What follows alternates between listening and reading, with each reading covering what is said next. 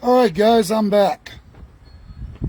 So, I'd like to ask a question what the Declaration of Independence means to all of you guys. And I'm going to play this here in a second. And would like to get your guys' inputs on this matter. So I'll give you guys a couple minutes here to come on.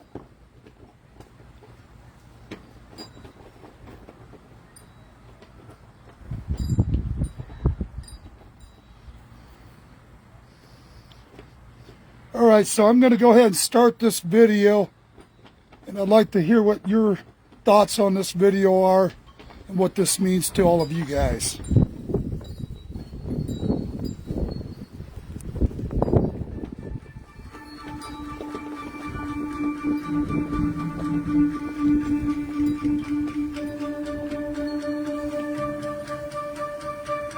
In Congress, July 4th, 1776. The unanimous declaration of the 13 United States of America. When in the course of human events it becomes necessary for one people to dissolve the political bands which have connected them with another, and to assume among the powers of the earth the separate and equal station to which the laws of nature and of nature's God entitle them, a decent respect to the opinions of mankind requires that they should declare the causes which impel them to the separation. We hold these truths to be self-evident, that all men are created equal, that they are endowed by their Creator with certain unalienable rights, that among these are life, liberty, and the pursuit of happiness, that to secure these rights governments are instituted among men deriving their just powers from the consent of the governed, that whenever any form of government becomes destructive of these ends, it is the right of the people to alter or to abolish it, and to institute new government, laying its foundation on such principles and organizing its powers in such forms as to them shall seem most likely to affect their safety and happiness. Prudence indeed will dictate that governments long established should not be changed for light and transient causes. And accordingly all experience hath shown that mankind are more disposed to suffer while evils are sufferable, than to right themselves by abolishing the forms to which they are accustomed. But when a long train of abuses and usurpations pursuing invariably the same object evinces a design to reduce them under absolute despotism, it is their right, it is their duty to throw off such government and to provide new guards for their future security. Such has been the patient sufferance of these colonies, and such is now the necessity which constrains them to alter their former systems of government. The history of the present King of Great Britain is a history of repeated injuries and usurpations, all having in direct object the establishment of an absolute tyranny over these states. To prove this, let facts be submitted to a candid world. He has refused his assent to laws, the most wholesome and necessary for the public good.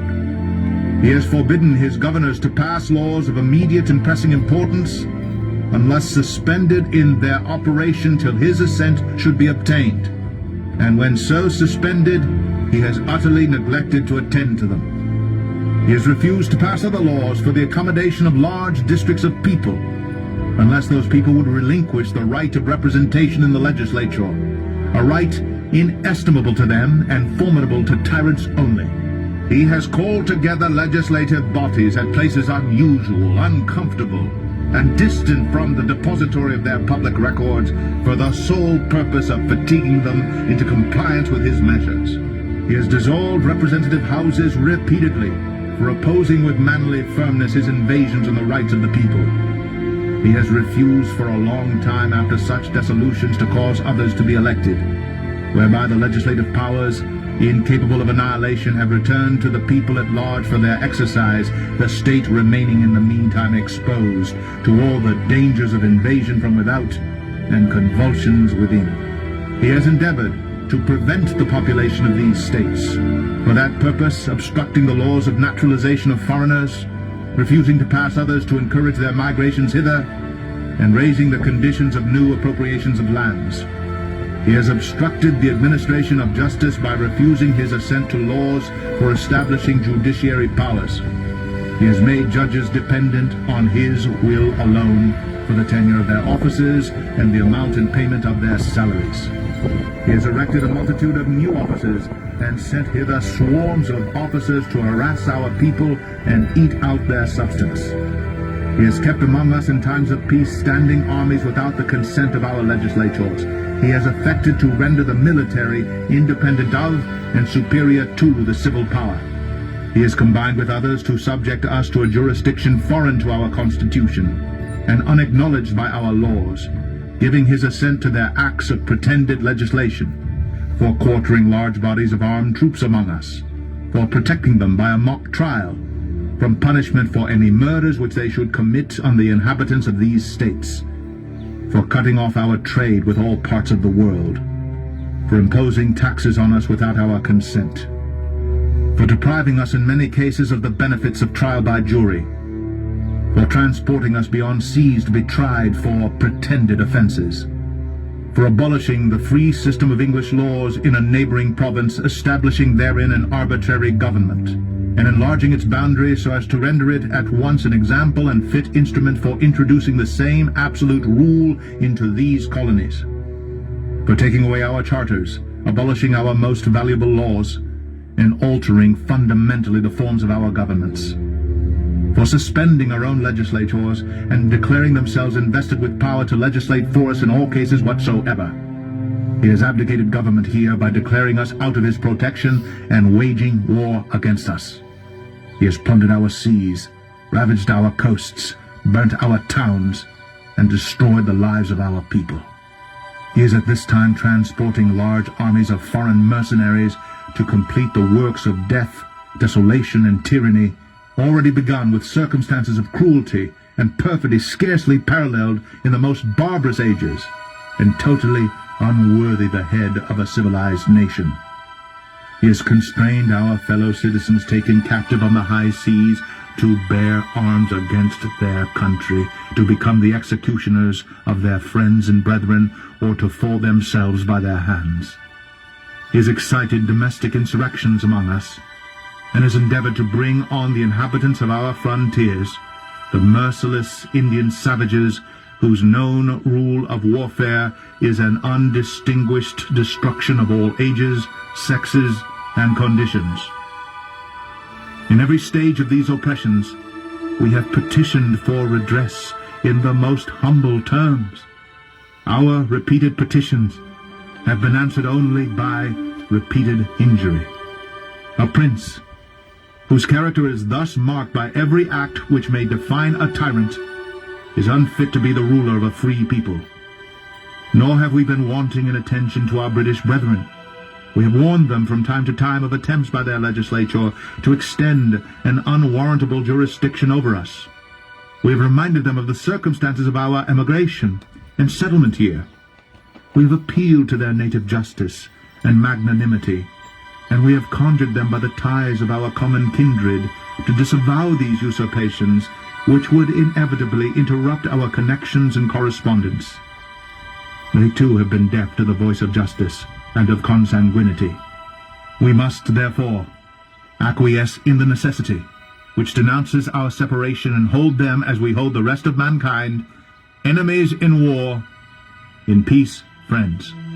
We, therefore, the representatives of the United States of America, in General Congress, assembled, appealing to the Supreme Judge of the world for the rectitude of our intentions, do, in the name and by the authority of the good people of these colonies, solemnly publish and declare that these united colonies are and of right ought to be free and independent states, that they are absolved from all allegiance to the British Crown, and that all political connection between them and the state of Great Britain is and ought to be totally dissolved, and that as free and independent states they have full power to levy war, conclude peace, contract alliances, establish commerce, and to do all other acts and things which independent states may of right do.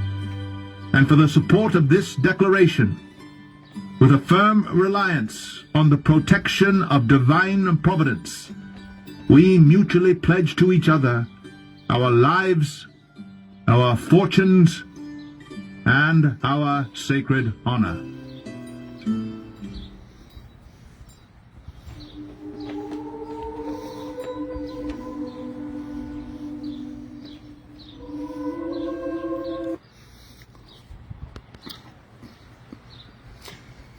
So, you know, you guys, those words have a lot of meaning to me. We have watched a corrupt government fail us, we the people. And it's time for we the people to take our country back. And I can't express that enough to all of you guys. You know, we have invasions on our border. We have a government out of control. And it's up to us, we the people, to take this country back, take control of it. Because our government is not going to do it for us. And the Constitution clearly states we are not to allow this corrupt government. So I think it's time we all quit sitting on our asses, and it's time to hold these guys accountable. All right, guys. Love you all, Patriots. God bless you, and happy 4th of July to everybody. This is Alexander out.